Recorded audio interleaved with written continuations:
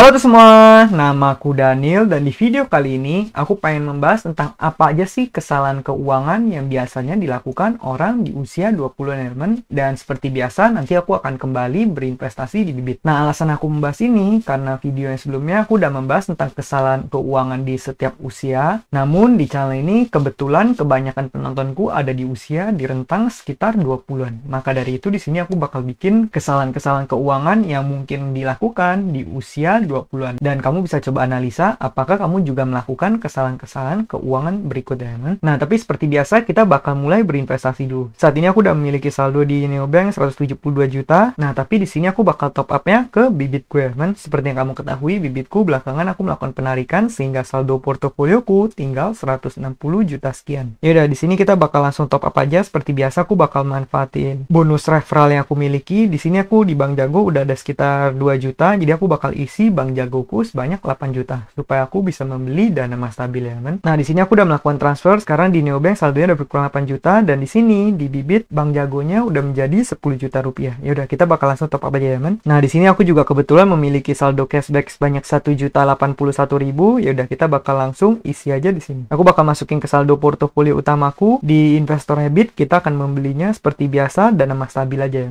Kenapa alasanku membeli dana emas stabil? Ini karena sifatnya yang selalu naik sehingga nanti aku bisa tarik ya, Nanti kemungkinan di akhir tahun aku akan menarik dana ini digunakan untuk keperluan membeli aset fisik berupa properti ya, Kemudian kita tinggal pencet bayar sekarang, kita gunakan Bank Jago, kita pencet bayar. Kemudian kita akan dibawa ke aplikasi Bank Jago, kita tinggal masukin password seperti biasa. Nah, kemudian pembayaran berhasil. Kemudian kita tinggal pencet selesai di sini. Sekarang saldoku udah bertambah ya, menjadi 170 juta sekian. Nah, ini transaksinya udah bakal masuk. Kemudian kita tinggal tunggu berapa hari aja. Oke, berikutnya kita bakal bahas kesalahan-kesalahan keuangan yang mungkin terjadi di usia 20-an. Yang pertama, di sini kamu bisa lihat, di sini maksudnya gambarnya terlalu banyak party ya, Nah, yang biasanya kalau misalnya di usia 20-an, seringkali anak muda itu masih berpikiran atau orientasinya itu masih ingin bersenang-senang. Jadi mereka masih belum ingin memulai sesuatu, mereka masih ingin menikmati hidup, mereka masih ingin hidup bersantai-santai, masih ingin hidup bersenang-senang. Kemudian seringkali juga biasanya yang seperti ini karena mereka memiliki yang namanya safety net. Mungkin mereka berasal dari keluarga yang keadaan ekonominya jauh di atas rata-rata, sehingga mereka juga nggak ada kewajiban untuk bisa mandiri sedini mungkin ya,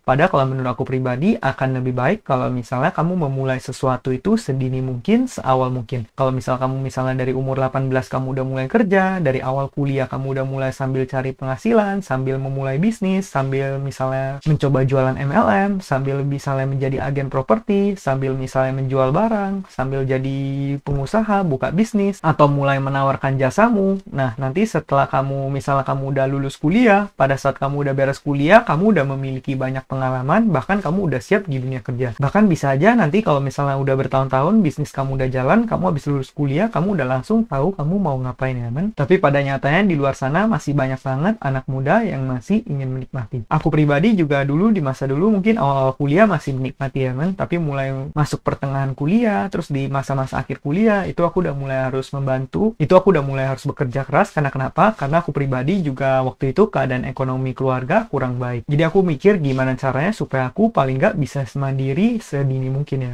Nah, berikutnya kesalahan keuangan yang kedua. Ini adalah masalah gengsi ya, Jadi seringkali anak-anak di usia 20-an itu mereka memiliki gengsi yang terlalu besar, banyak menghabiskan uang mereka digunakan untuk membeli sesuatu yang mereka nggak perlu-perlu amat. Karena kenapa? Ya kembali lagi karena gengsi. Contohnya misalnya teman kamu beli iPhone nih, terus kamu juga nggak mau kalah. Kamu juga ikut-ikutan beli, malah kamu beli yang versi paling barunya, harganya paling mahal, mungkin 20 juta, 30 juta. Padahal kamu tahu nih, keuangan kamu masih belum kuat banget, tapi kamu udah maksa beli. Misalnya kamu nyicil. Lebih parahnya lagi, kalau misalnya HP tersebut, kamu nggak gunakan untuk keperluan-keperluan emang bisa produktif, atau misalnya itu bisa menunjang produktivitas kamu. Contohnya kamu nggak mau kalah itu, kamu beli iPhone, padahal kamu makainya cuma WhatsApp sama Instagram ya, Kalau misal kamu cuma pakai dua aplikasi itu, mungkin kamu pakai HP Android yang 5 juta, juta juga udah bisa ya kan. Bahkan aku pribadi, aku bakal jujur, aku yang seorang content creator aja, aku pakai HP hanya sekitar 4 jutaan ya kan. Paling nanti aku hanya akan beli kalau misalnya emang aku benar-benar memerlukannya. Nah, maka dari itu, ini yang sering menjadi penghambat keuangan dari anak muda. Karena mereka itu kebanyakan gengsi, jadi seringkali uangnya malah digunakan untuk hal-hal yang berbau gengsi mereka ya kan. Padahal kalau menurut aku pribadi, belanja itu nggak penting, gengsi itu nggak penting, karena the goal is to be rich, not to look rich. Tujuan utama kita adalah kita harus menjadi beneran kaya, bukan terlihat kaya. Jangan sampai kamu terlihat kaya, kamu beli barang-barang mewah, pada barang tersebut semuanya nyicil, semuanya dibeli secara kredit, akhirnya keuangannya seret sendiri. Itu yang disebut dengan terlihat kaya. Tapi kalau misal kamu beneran kaya, ya mungkin di luar kamu kelihatan biasa-biasa aja, tapi kamu punya banyak aset, punya banyak passive income, punya banyak penghasilan, itu baru mantep ya kan? Nah, kesalahan keuangan di usia 20-an berikutnya, yaitu nggak melakukan perencanaan keuangan yang baik. Kalau misal kamu nggak melakukan budgeting, kamu misalnya nggak nge-track aset kamu dari waktu ke waktu, apakah kamu mengalami pertumbuhan aset, terus kamu nggak ngelihat kira-kira debt kamu seperti apa, apakah kamu akan nanti kesulitan untuk membayar semua debt kamu, terus misalnya kamu juga hidup paycheck to paycheck, di mana kamu selalu menghabiskan semua gaji yang kamu dapatkan. Nah, kalau misalnya emang penghasilannya rendah, itu masih nggak apa-apa ya man, karena emang biasa itu pengeluaran kita nggak bisa tekan.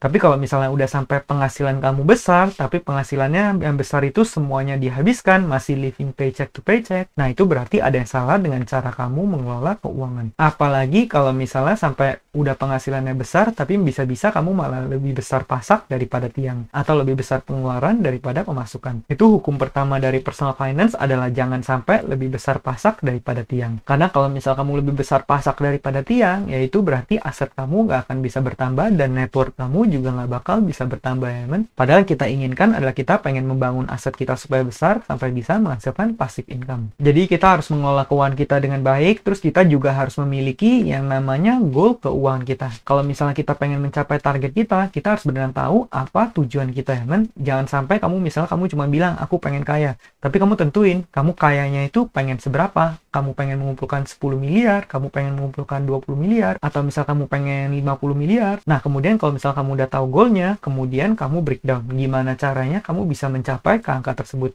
Misal kamu pengen mencapai 1M pertama, berarti kamu harus nabung berapa bulan, terus kamu harus nabungnya berapa banyak setiap bulan, terus kamu harus punya penghasilan berapa supaya bisa nabung segitu. Semuanya harus kamu takar ya kan? Karena kalau misalnya nggak di breakdown, nanti mimpinya jadi ngawang-ngawang dan akhirnya kita nggak bisa mencapai goal tersebut karena kejauhan ya kan? Oke, poin berikutnya kesalahan keuangan di usia 20-an juga adalah keputusan keuangan yang kurang tepat karena kamu kurang bisa menunda kesenangan ataupun nggak sabaran ya kan? Kamu pengen segalanya dengan cepat, kamu juga pengen kaya dengan cepat. Padahal seperti yang kamu ketahui, untuk yang namanya membangun kekayaan bukan hal yang bisa kamu lakukan dengan cepat. Bukan kamu bekerja hanya 1 bulan, bekerja hanya seminggu, tiba-tiba kamu jadi kaya, nggak seperti itu kan? Tapi kamu harus kerja keras, kamu harus konsisten, kamu harus disiplin, kamu harus persisten dalam waktu yang jangka yang cukup panjang sampai akhirnya nanti suatu saat kamu meledak, kamu bisa menjadi sangat sukses. Nah, seringkali karena orang kepincut ingin cepat kaya, apalagi kamu masih jiwa muda, jiwanya masih menggebu-gebu, akhirnya kamu menggelontorkan dana kamu pada instrumen yang kurang tepat. Contohnya misalnya instrumen-instrumen yang memberikan return yang luar biasa tinggi. Contohnya di masa itu adalah robot trading, ada juga mungkin judi slot atau misalnya investasi bodong, atau misalnya seperti binary trading yang bisa menjanjikan returnnya sangat tinggi. Akhirnya kamu bukannya bisa melipat gandakan kekayaanmu, akhirnya kamu malah kehabisan kekayaan yang udah kamu bangun selama bertahun-tahun ya men. Udah nabung lama, uangnya malah hilang untuk hal-hal yang seperti itu.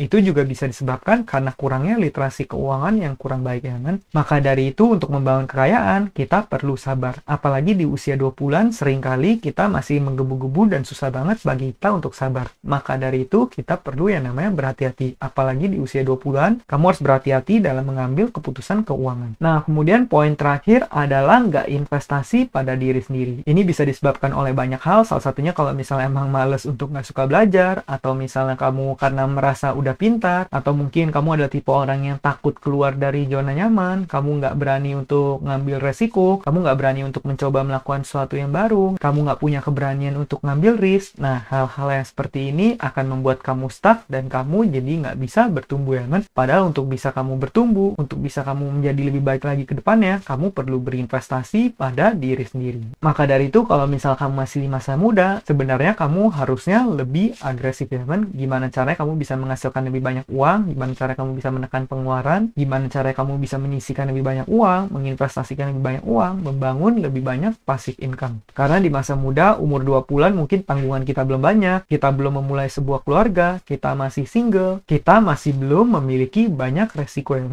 berbeda dengan kalau misalnya nanti kita udah berkeluarga, kesalahan kita lakukan bisa berdampak pada keluarga, seperti pada anak ataupun istri kita. Maka dari itu, di masa muda kamu boleh lebih agresif karena kamu masih punya banyak waktu. Nah, kira-kira itulah kesalahan-kesalahan keuangan yang mungkin dilakukan oleh anak muda. Kira-kira kamu boleh cek mana aja yang masih kamu lakukan, teman. Nah, mungkin sekian aja videoku pada kali ini. Semoga videonya bermanfaat. Dan akhir kata, jangan lupa untuk selalu invest yourself. Sampai jumpa di video berikutnya. Bye!